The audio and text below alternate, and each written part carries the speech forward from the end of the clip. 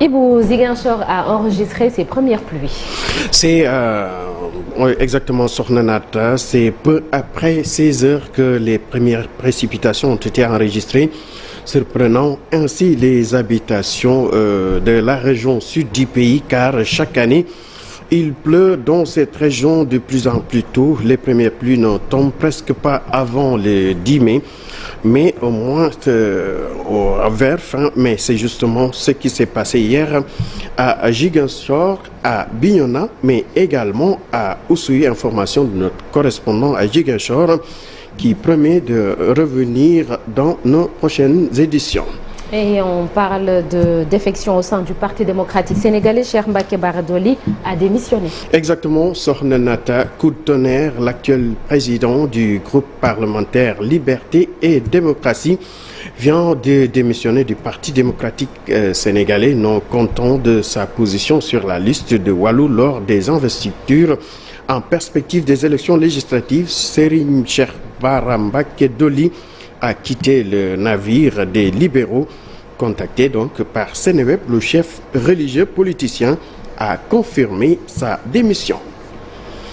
Pour parler autre chose, Sornanata, des actes de vandalisme ont été notés sur le trajet du Terre, très exactement dans la forêt classée de Mbao.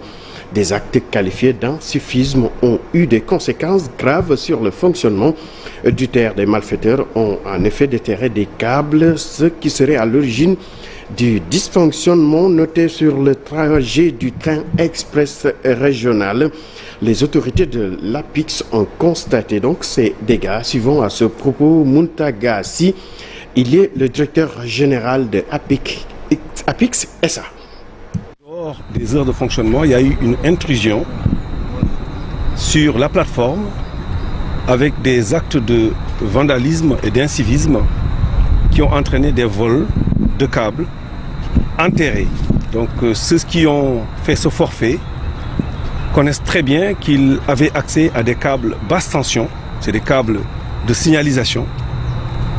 Ils ont pu déterrer les câbles, ils ont pu tirer des mous de 60 mètres de câbles. Ils ont procédé au sectionnement. Nous avons en face de nous un câble d'une paire de 14, une paire de 28, mais aussi une paire de 2 fois câbles.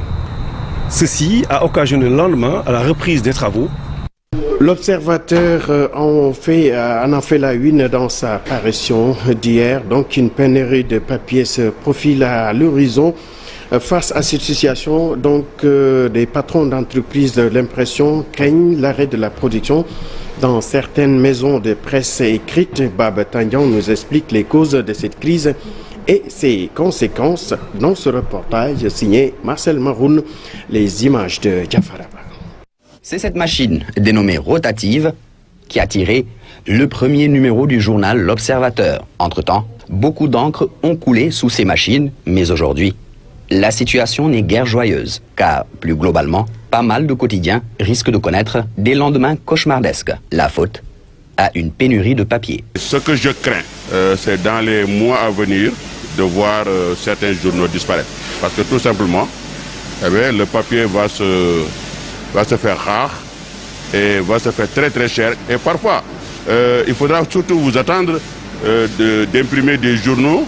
On a l'habitude du papier blanc, mais c'est pas impossible qu'on l'imprime avec du papier de couleur parce qu'en fait, on achète ce qu'on a pour pouvoir imprimer le journal si on veut sortir. Une crise qui dure depuis plusieurs mois. Celle-ci s'est cependant accentuée à cause d'abord du Covid-19, ensuite du conflit russo-ukrainien. Autre point à soulever, une prochaine pénurie, cette fois de plaques, éléments essentiels pour les tirages. Quand il y a eu le début du Covid, avec la pénurie de masques, certaines sociétés ou certains pays ont préféré demander aux gens de ne pas aller travailler pour se protéger en attendant qu'il y ait assez de masques. Et la guerre maintenant de la Russie et de l'Ukraine est venue accentuer ce problème.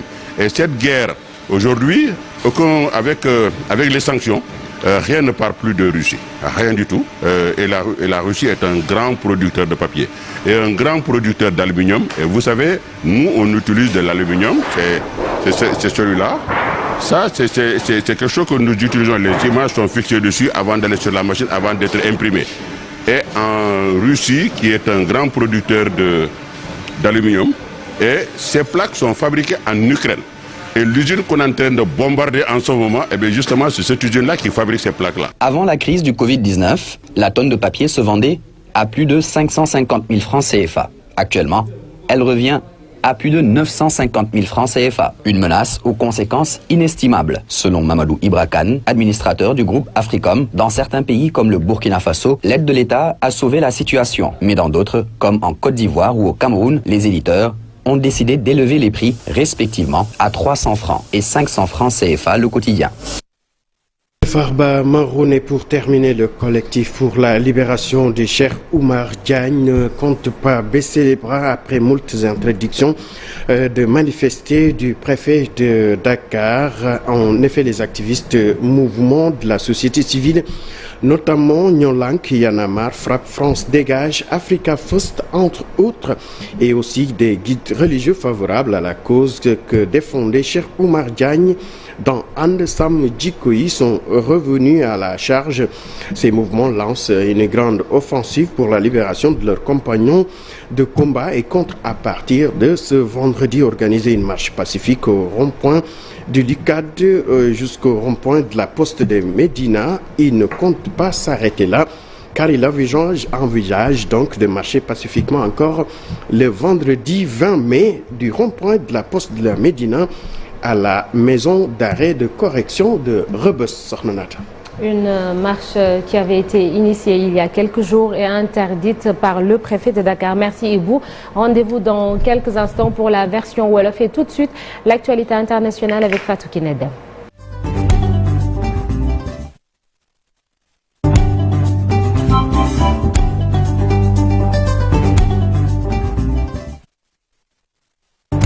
Fatou Kinedem qui vient de nous rejoindre. Bonjour Fatou Kiné. Bonjour Sokhna Nata, bonjour Chérif, bonjour Ibou Diouf, bonjour Marcel. Comment? Très bien, merci beaucoup. Bonjour aux téléspectateurs qui nous regardent, Sokhna Nata. Et c'est parti pour la page internationale. Et nous démarrons justement au Ghana où au moins 11 personnes sont portées disparues après le naufrage vendredi dans un chalutier au large du Ghana. Ont déclaré lundi les autorités ghanéennes. Le navire ghanéen exploité par une société chinoise a coulé pendant une tempête à environ 180 km au large de Takoradi. C'est au sud-ouest, deuxième port du Ghana. 26 membres d'équipage se trouvaient à bord lorsque l'incident s'est produit. Jusqu'à présent, ils n'ont pas encore retrouvé les 11 personnes disparues. Retenons juste que 15 ont été secourus. Et puis l'ancien joueur de l'Ajax, Jody Luko, qui a perdu la vie dans des circonstances encore inconnues. L'ailier international congolais est décédé à l'âge de 29 ans. Formé à l'Ajax, il n'était pas parvenu à s'inscrire durablement le projet du club ajaxide qu'il avait fini par quitter en 2014. Et puis, ils sont au moins 43 prisonniers à trouver la mort lors d'affrontements entre rivales lundi dans une prison d'Équateur. Le parquet équatorien l'a annoncé. Ces nouvelles violences ont eu lieu dans la prison de Bella Vista. C'est dans la province de Santo Domingo de Los Tchasilas. J'y arrive, Tchasilas, c'est bien ça. Aux Philippines, le fils de l'ancien dictateur Ferdinand Marcos remporte la présidentielle. Ferdinand Marcos Jr. a une avance selon un premier décompte sur sa plus proche rivale. La certification définitive du vote doit prendre plusieurs semaines. Pour rappel, le régime de son défunt père avait été renversé en 1986 par une immense révolte populaire et la famille Marcos était partie en exil aux États-Unis. Au Sri Lanka, le Premier ministre démissionne après de violents affrontements entre ses partisans et des manifestants antigouvernementaux. Mahinda Rajapaksa, 76 ans, a adressé sa lettre de démission à son frère cadet ouvrant ainsi la voie à un nouveau gouvernement d'unité. Et nous terminons au Royaume-Uni où la reine Elisabeth II sera absente pour le discours du trône qui sera lu par le prince Charles. Un rendez-vous solennel de la démocratie britannique.